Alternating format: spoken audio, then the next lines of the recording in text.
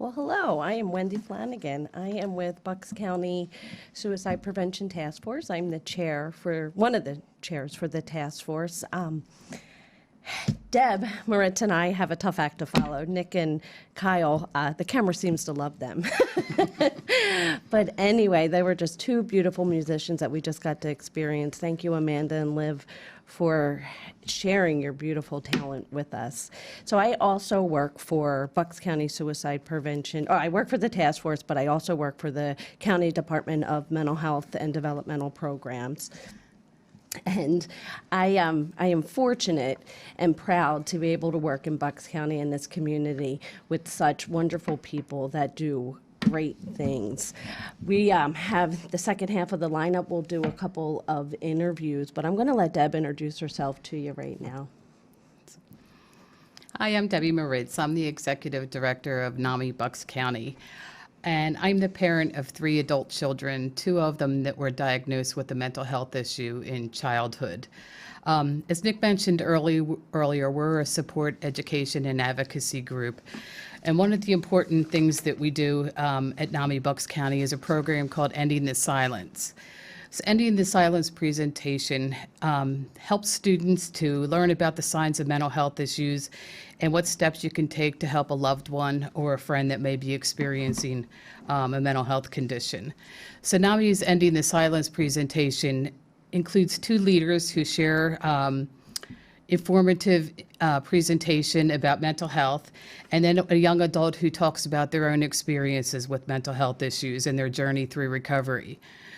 So students can ask questions and gain an understanding of an often misunderstood topic through dialogue, and we could help them grow and end the movement, or start the movement to end the stigma. So the program is typically presented in middle schools and high schools, and we do community and church programs as well, and staffs and parents. So some of the things that they talk about is mental health issues and what helped them when they were in school, what could have helped them, and what did help them. So, back in January, I got to hear this story of this student from Ben Salem who had seen had seen the presentation End in the Silence, and I'm going to let her tell her story. She's here to join us today, and I have to thank her, Caitlin. Hi, Caitlin. How are you? Hi, I'm good. How are you? I'm good. It's so nice. Caitlin and I have spoke over the phone, but it's finally nice to actually see you. Is your mom with us today, Caitlin, too? Or Yeah, you- she's right here. Hi there. Just got home. Oh, Here I am. good. I am so glad that you guys are able to join us. You have no idea how grateful I am. When I heard this story, it just touched my heart.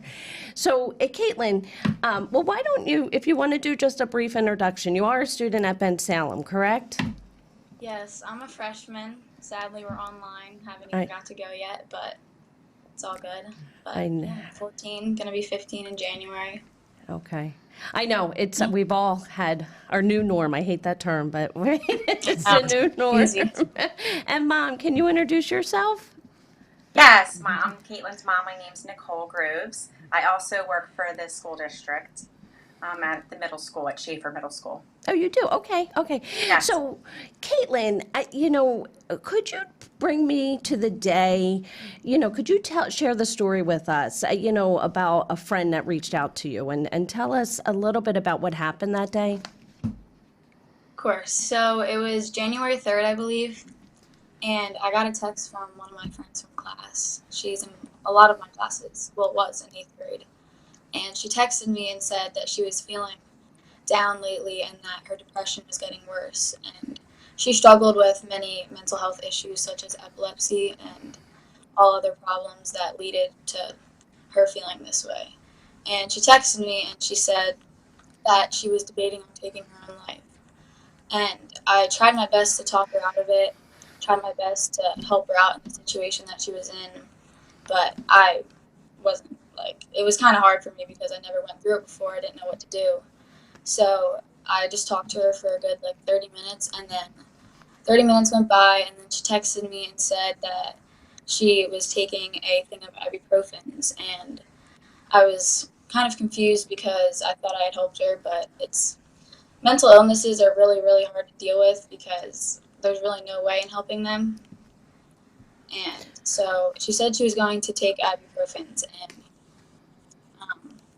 that like hit hard because I didn't know what to do at all. So I asked my mom, and I debated on calling the cops. So then I decided to call the cops and called 911. They came to my house and got all the information from me, address, everything, name, and they went to her house and got her and took her to the hospital, flushed out her system and everything.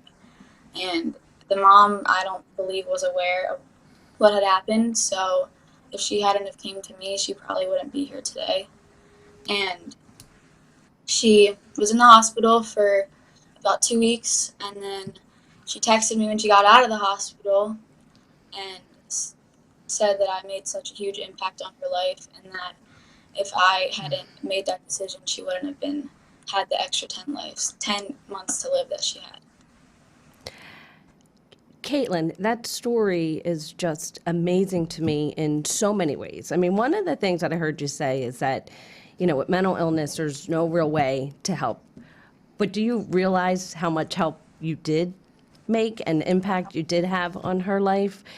And that's the important part. So there's just a couple things with this story that really stick out to me. One is your friend came to you with things that at 13, 14 years old, what are you supposed to do with that information? And it is so scary for a 13-year-old to hear that their friend doesn't want to live anymore. And oftentimes, we have a young adult subcommittee that I work with all the time. So I'm privileged to work with these young adults and get feedback from them on how to best really get to our young adults and really help them. And one thing they tell me is that young adults go to young adults. They don't really go to family adults, or they don't go to professionals. And you went to your mom, right? When you got that information, you went to your mom and told her. And I think, you know, it's kudos to you, it's kudos to your mom for creating such a safe space for you to know that you can go to her, because I think that's really important for us to hear here, is that, you know, families, it's important to have these conversations so kids are comfortable to go. So, you know, hearing your story was just so inspiring to me when you told that to me. I just, you know, the task force over the years has worked with many different schools to bring Hold On You Matter, our walk, you know, to the community. And when we heard this in the spring, initially we thought, you know, can Caitlin come to our walk to talk about it? And we just thought this was a great opportunity now. So I am just so grateful that you were able to come here today. And Nicole, like the support that you provide to your daughter, I mean, it's just amazing, the both of you. You know, the strength that you have, the bravery that you have, and you know, Caitlin, I just hope you know that you saved a life. I mean, what a difference it makes. And you saw Ending the Silence in the school year too, right? Like you had received that? Yeah, like it's just such a powerful story. Is there anything you want to add, Deb? I will also want to say that was a very powerful story, and you're very brave to say something. But I have a couple questions. So were you afraid? Were you afraid to say something? And how did you overcome that? I was very afraid because, you know, there's certain situations and when they're not being serious, but you have to always take it serious because that's their life on the line right there. And if you don't take that serious and you don't think quick, they could have died. They can die. Mm-hmm. And it's happened to many people, so it's something that you should take serious. Were you worried if you told somebody that she would be mad at you? Yes, I was very worried about that, considering she was a friend. Mm-hmm. I certainly didn't want to ruin that friendship, but I also still wanted to have her here. Right, that far outweighs, you know, someone being mad versus, and again, I think that just speaks to your bravery, because so many times, again, you know, what I hear from young adults is the fear of going to somebody because they're afraid that, you know, their friend's going to be mad at them. So I think the message that we need to take from this is how important it is if a friend comes to you to take that information to somebody that can help them, because there is help out there. And at 14, Caitlin, it shouldn't lie on your shoulders. It should really lie on somebody's shoulders that can help. So Nicole and Caitlin, I just thank you so much to be here today because your message is so powerful, and I think it's so important for people to hear, what happens when you call for help. So thank you. Thank you. Yes, Thank thank you you. very Thank much. you for having us. Absolutely. I'm so grateful for you guys. Thank you. Thank you. Too. So if you're interested in having an Ending the Silence in your school or a presentation in your community, you can call our office, talk to our Ending the Silence Director, Laurie Pepe, and you could reach her at 215-913-0479. And to learn more about NAMI programs, you can call our office at 1-866-399-6264.